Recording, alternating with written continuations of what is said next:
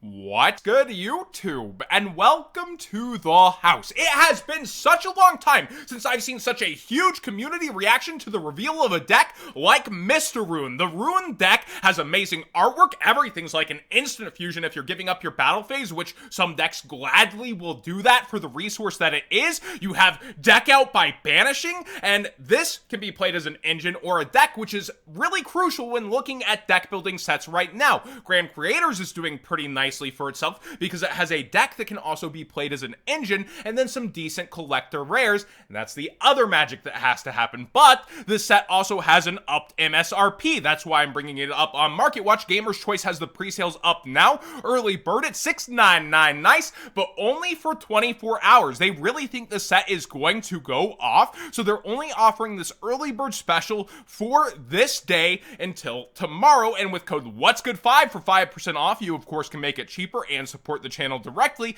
and get it to about $55.42 per box despite the upped MSRP. But that is a one-day special, and we don't even know everything inside the set. We don't know how all of the archetypes, reprints, collector rares will turn out. So my advice is this: if you're looking for just this deck, you might want to wait for the singles, but ultra rares in these deck building sets for the TCG are only about 3.6 per case, and you're still rolling the dice that you will pull well out of there even without short prints. Like, you could be missing a piece if you're going for sealed. So that's why I like going for the singles, unless I'm keeping the sealed to keep it sealed for later. I do think Mr. Rune will end up doing very well to have this set ripped open a lot. I really have hope for the collector rares to be decent, but I haven't seen any proof for that. So that's the second part of the gamble that has to go right if you are going in early. I'm not a financial advisor channel. I don't know your bankroll, the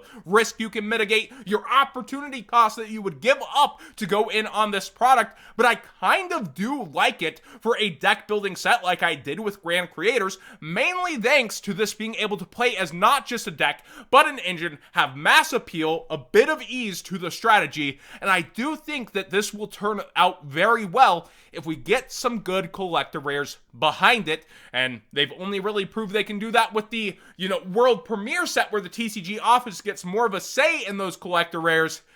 And they did a good job with Grand Creators, I've got to say. Solemn Strike is doing decent, and actually worse than I thought. Torrential was the nice surprise, and it has past format appeal. You can even play it in current. It's up towards $90 right now, but this, will it be on the level of Grand Creators? I don't know about that. Grand Creators has some other stuff going on with it today too that leads into a segue for the rest of this Market Watch. It has no Punk Foxy Tune going way up right now for the collector rare. Only 6 copies on the market. It's spiking really hard, and that's because it's being played in a Synchro engine right now that you can mix into Sword Soul or other decks, where E-Tele plus any discard really puts your opponent on edge if they're not stopping your combo. And the regular Foxy is also going up in price quickly. Remember I just said there's only 3.6 of each ultra rare in the cases? That's because you only get 3 ultras per box on average, and between 12 boxes, that's 36 total, with 10 different ultra rares.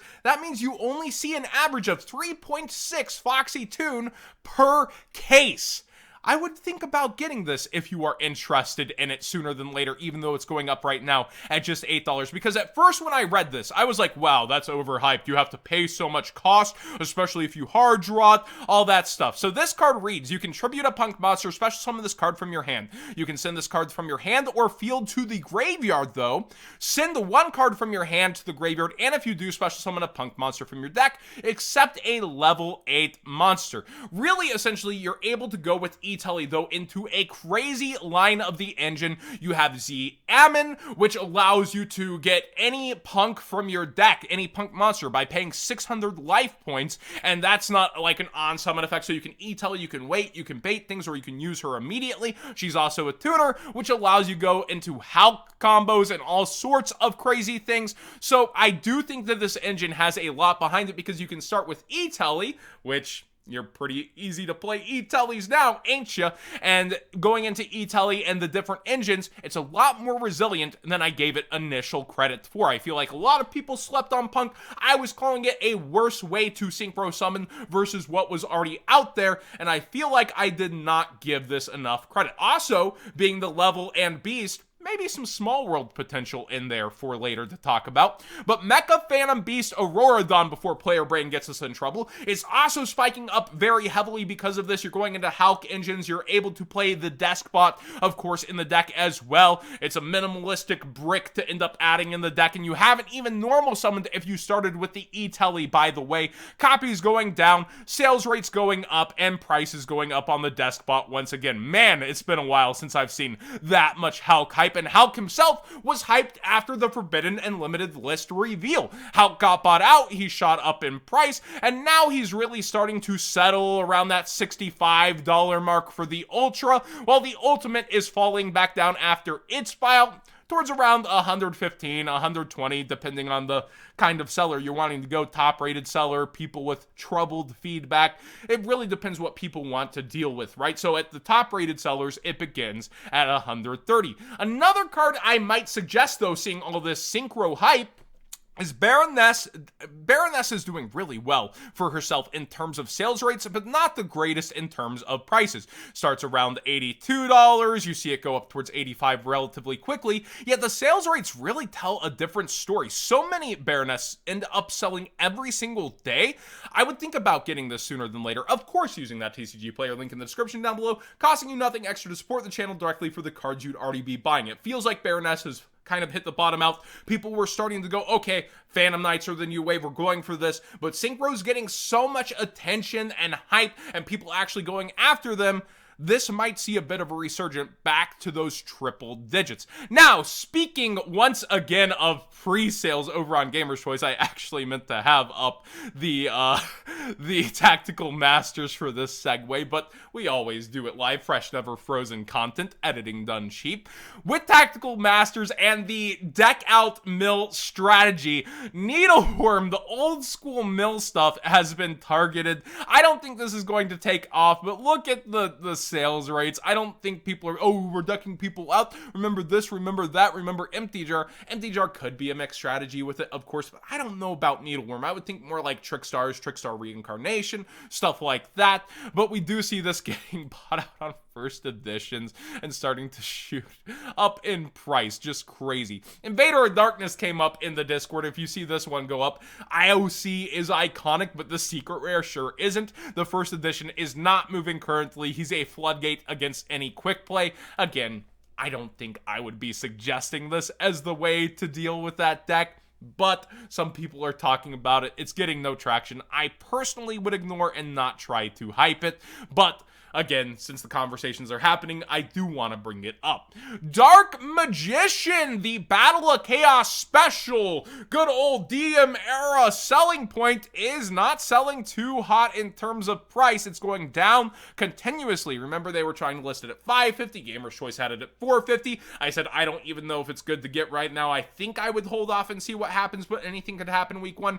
We're still on the pre-sale lock until tomorrow on TCG Player, and people are already putting it down in mass under 370, just trying to make a sale. Look, this guy has 12 at 369, and I feel like the competition is going to continue on this card. I could see it maybe hitting 225 if it does not see a week one buyout, but once mass quantities are out there, that's when the money starts to move, and will people end up eating them up or let it keep going down? We will have to wait and see what the deep interested pockets will do. Not very good sales rates on this so far over on TCG Player either. Simo, what are you doing? Blackwing Blizzard far north, back up in price. People just really love the progression series, and you see another Blizzard buyout just to shout out Simo on Market Watch. DD Berfamet, one of the commons for DDDs out of docks, it is back up in price and going a bit crazy as people have DDs and DDDs here thanks to Battle of Chaos being out.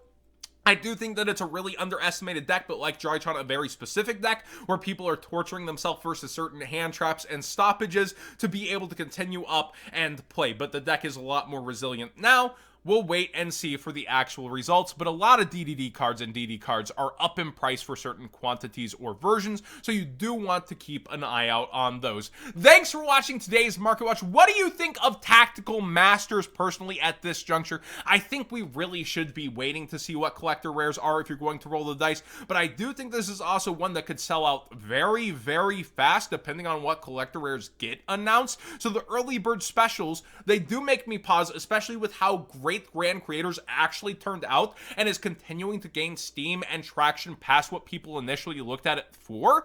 But also, we've seen a lot of these collector rare sets that are deck building sets flop flat on their face despite their potential like Genesis Impact. It largely will come down to not just the decks inside due to the estimated value pulled and ratios, but those collector rares as well, even though you see only one of those collector rares in pretty much every 4 cases, because you have 15 different collector rares and you pull around 4 per case, meaning 16 are pulled in 4 cases and there's 15 different ones. So do math and ratios if you plan to dig into this with friends versus just going for the singles and spending your money. The question more so to me is, do you get it to keep sealed and how will that turn out versus the deck inside? And that is a lot more interesting of a conversation to me.